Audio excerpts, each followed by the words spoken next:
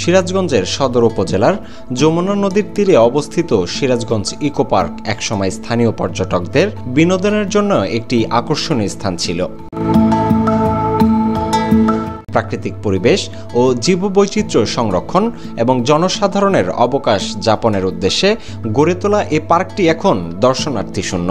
অব্যবস্থাপনা, নিরাপত্তাহীনতা ও রক্ষণাবেক্ষণের অভাবে এটি এখন প্রায় পরিত্যক্ত অবস্থায় রয়েছে। পার্কটি গড়ে তোলার মূল উদ্দেশ্য ছিল প্রাকৃতিক পরিবেশ সংরক্ষণ এবং মানুষের প্রকৃতির কাছে টেনে আনা। তবে বর্তমানে পার্কের অবকাঠামো ভেঙে পড়েছে, বসার জায়গাগুলো নষ্ট হয়ে গেছে, হাঁটার পথগুলোতে আগাছা জমেছে, উদ্ভিদ বেষ্টিত এলাকাগুলো ব্যবহারের অনুপযোগী হয়ে পড়েছে। সন্ধ্যার পর স্থানটি নিরাপত্তাহীন হয়ে পড়ে, ফলে পরিবার পরিজন নিয়ে ঘুরতে আসার আগ্রহ হারাচ্ছে মানুষ।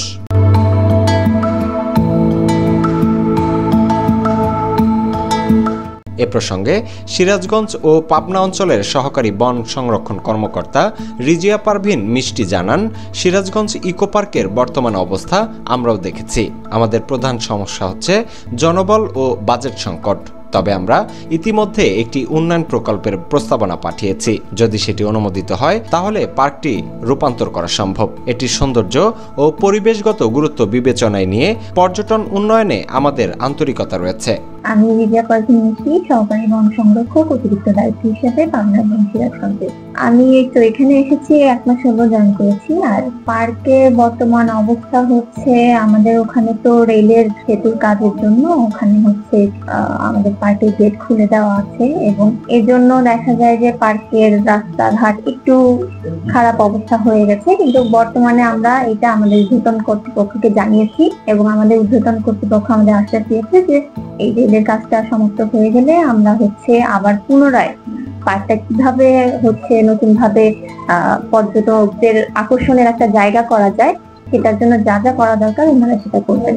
আমরা কয়েকটা শেড ঘর, তারপর রাস্তাগুলো মেরামত, তারপরে হচ্ছে বাচ্চাদের একটা কর্নার করার জন্য, তারপর বিভিন্ন দিক নির্দেশনামূলক সাইনবোর্ড, মানে পুরোপুরি পার্কটাকে সুন্দরভাবে গোছাতে যা যা দরকার এবং নতুন কিছু আমরা প্রাণীও আনার চিন্তা ভাবনা করছি। হ্যাঁ, এগুলো সবই আমরা আস্তে আস্তে করবো। এখন এতদিন তো ওখানে কাজটা চলছিল, এজন্য হচ্ছে একটু ঝামেলা ছিল। কাজটা শেষ, যদিও পুরোপুরি শেষ হয়নি।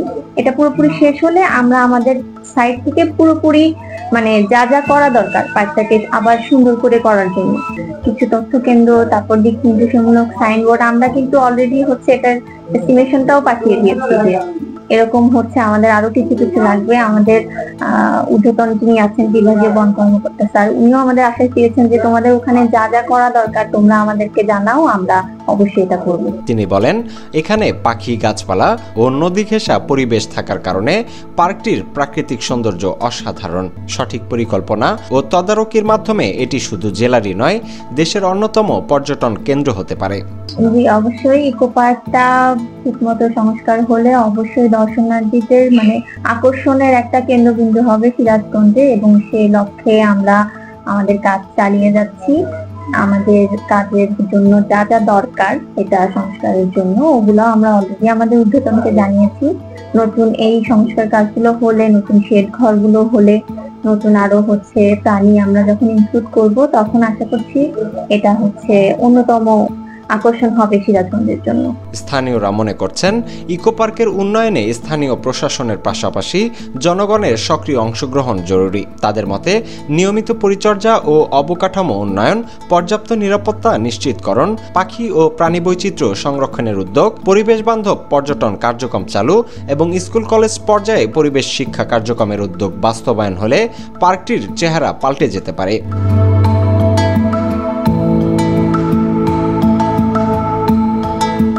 সিরাজগঞ্জ ইকো পার্ক যেন অবহেলায় হারিয়ে যাওয়া এক সম্ভাবনার নাম, অথচ একটু সচেতনতা, পরিকল্পনা ও প্রশাসনিক পদক্ষেপই পার্কটিকে পরিণত করতে পারে একটি প্রাণবন্ত, সবুজ ও আকর্ষণীয় পর্যটন কেন্দ্রে।